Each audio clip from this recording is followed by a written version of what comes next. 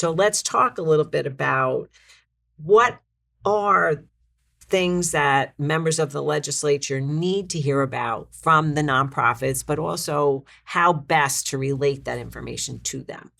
That's a loaded question. Of course it is. And you want the secrets to the inside baseball. Well, only from your perspective, But let's talk about the basics. So you're saying, data is important, right? Data is important. But from a standpoint of paring it down to the legislator's district, right? And I mentioned earlier the ACNJ report and how you go zip code, town-based. New Jersey has over 500 plus municipalities. We have 120 legislative members, 40 districts, and they're part-time. In theory. In theory, they're part-time. They have a full-time staff.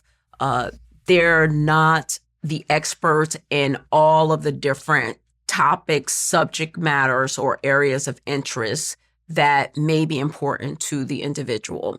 I'm from the generation of give me a 1-page white paper, 2-page white paper, because we know people are reading less today than they were in the past. If you're giving me, 15 pages, then I need time to process that because I'm studying at that point with all that I have to do. But I always lead with know your legislators. They want to know you, Republican or Democrat. They want to know you. Know who's going to Trenton representing you for a $60.7 billion with a B budget. If I don't know you, it's hard for me to put you in the forefront. We take a Shirley Chisholm quote. If you're not at the table, then you're on the menu. Okay. So you must make sure that when they're going into these high-level talks, they understand, drill down, this is how my program works. This is what it's connected to. I have a line in the budget. Now, it's a lot to you. Let's say if it's under $1 million, it's a lot to you. They're dealing with $60.7 billion, an executive branch, a legislative branch, commissions that are over 300 different agencies that have line by line. That's how New Jersey works. So you taking time to get to know them so they can put a face with your issue, your effort, what you need funding for, and make it a priority. And you may not be successful the first year. I will say don't be disheartened. Or you may have skipped years of funding. Don't be disheartened. Because the good news is in New Jersey, every June 30th, they need to pass a budget constitutionally. And every July 1st, the calendar starts again. Okay. But think about how many bills are submitted to the I know it's thousands compared to the ones that actually get passed. And then there's this intensive work around the budget. So when's the best time to start having members of the legislature get to know me? The best time is I'm going to say, as soon as they get into office. And set up a meeting. A chief of staff's big secret, they have power. They typically control the schedule of who legislators are meeting with, and they know what committees they're on. And if you're from that district, and I always say start with your district leaders, because the district leaders will be advocating to the leadership within the legislature. The budget address by the governor is typically in February, where they're going to lay out their priorities. And then it's all the budget meetings. So that's why I say the January window, early February, first quarter, for those who like the quarter cycle, to start meeting with your legislators so they know who you are, what you do. Also, follow up with emails with information. And if you're doing something, you have an event, invite them to your site. Oh, okay. Or a program that you're having. So that way they can get a sense of how it works. So NJ4S, we're inviting them to programs. And usually, as we're a county, we have 6 different legislators, Republican and Democrat, for our districts. So invite them to programming so they know you're in the community. They want to show up. They want something to do. They want people to know them. Same for your local municipal leaders as well, your mayors, your council folks, your county folks. all important because sometimes the funds cross through all of those portals. So they know that the value of the dollar and the reach, because government can't do everything. And government has to get out of government to reach people. And that's where people come into play. Okay. So, I mean, that makes sense because if the county commissioner is going to advocate for your program, that could be better than you advocating for your own program. Absolutely. And I'm going to take from what you said, if the legislator can come, people shouldn't be upset if they send a staff person, right? Because they should not. It still shows value. Right.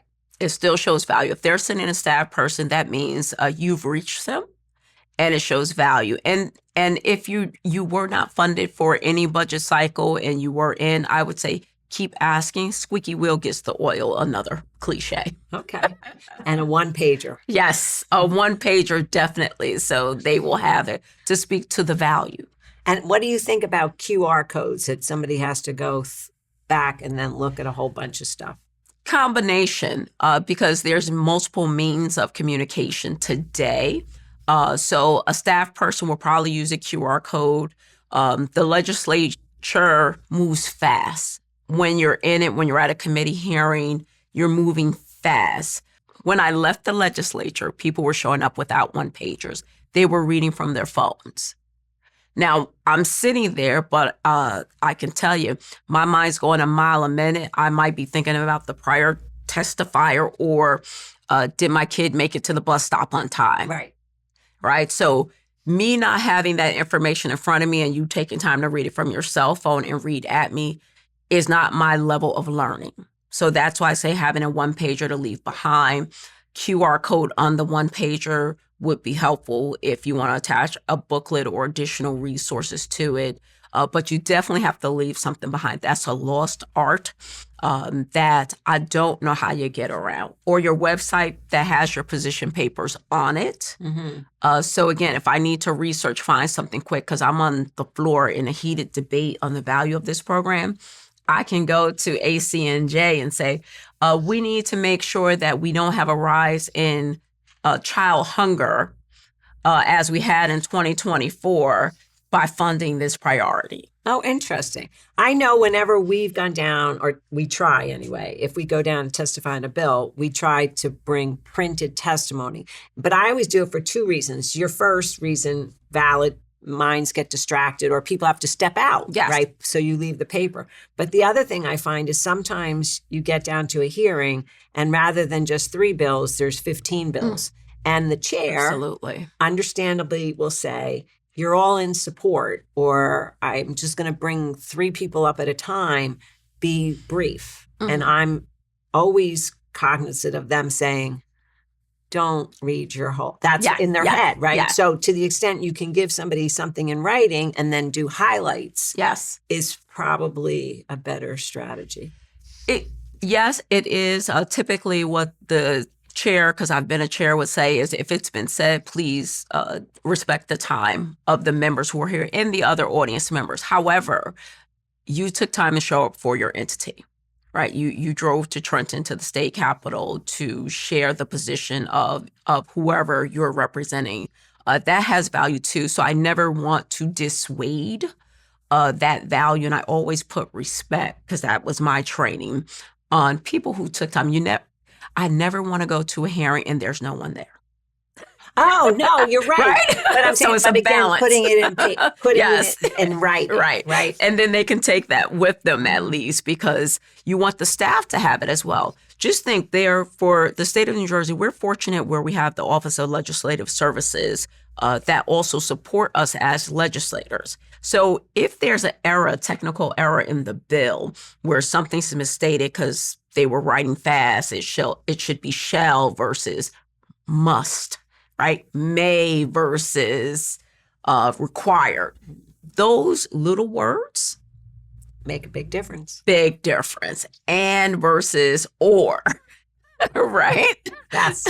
So as a lawyer, you're reading for those fine words that may be an oversight to the legislative services or the sponsor of the bill. So you taking time to, one, come prepared, know how it impacts your industry or your service line, helps to make a better decision. And that's the process. Mm-hmm. No, I think it is important. How do people decide when there are a lot of bills listed or there's a budget hearing and everybody's only going to get 3 minutes?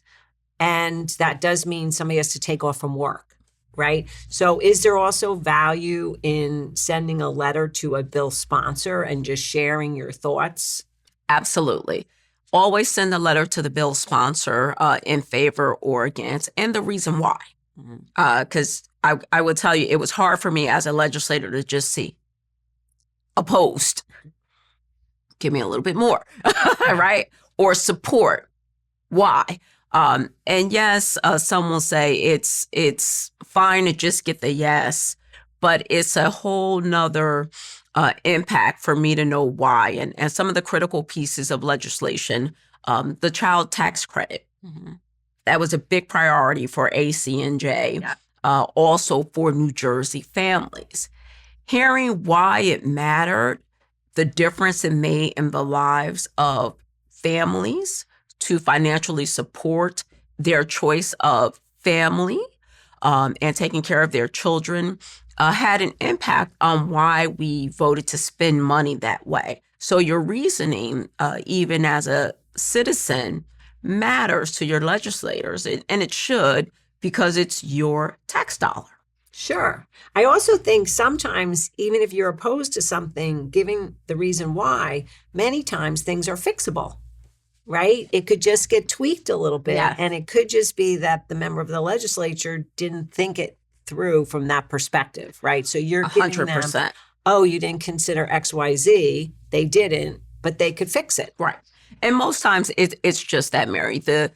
As I mentioned, we're on a 2-year cycle for the Assembly. Senate's on a 4-year cycle. It's hundreds of bills, hundreds of priorities, things you never heard of, thought of, as nuanced as changing the tier level for criminal justice system and the juvenile justice system, to fighting for safe practices for maternal health, to talking about school funding formulas and updating those, right, to food security, right? Very nuanced, technical. For everything, there's a cause and effect.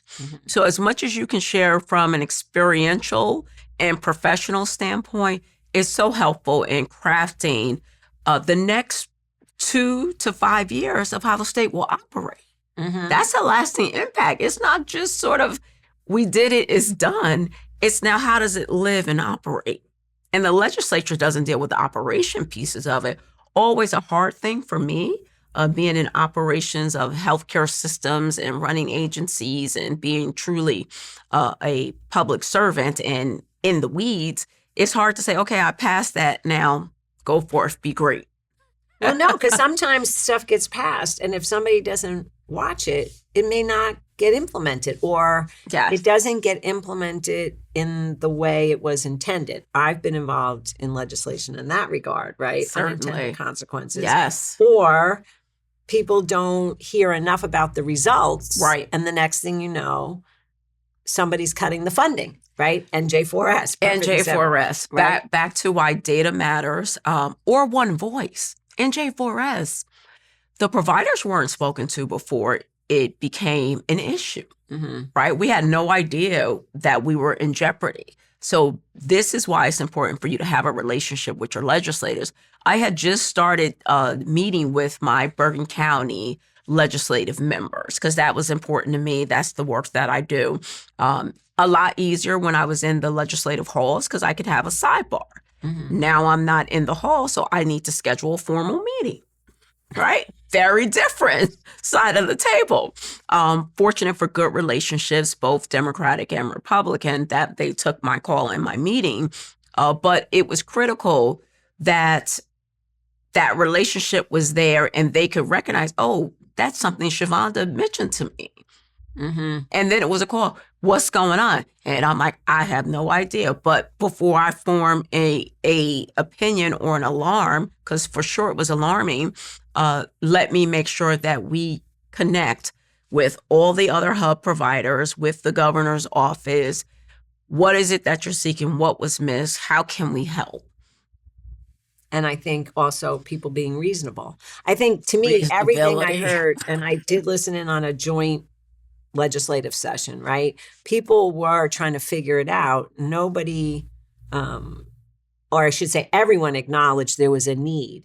Right. The question is how do you make sure that all the kids who need services at different levels can receive those services? And really it came down to the younger children today having a greater need. And I can tell you, coming out of psychiatry services, emergency services, pediatric psychiatry, much different need than that middle school, high school. Thank you so much for watching. Check out the full conversation by clicking the link in the top right corner or the link in the description. And be sure to leave a like, subscribe, and hit the bell if you enjoyed the video and want to be updated when our new interviews are released.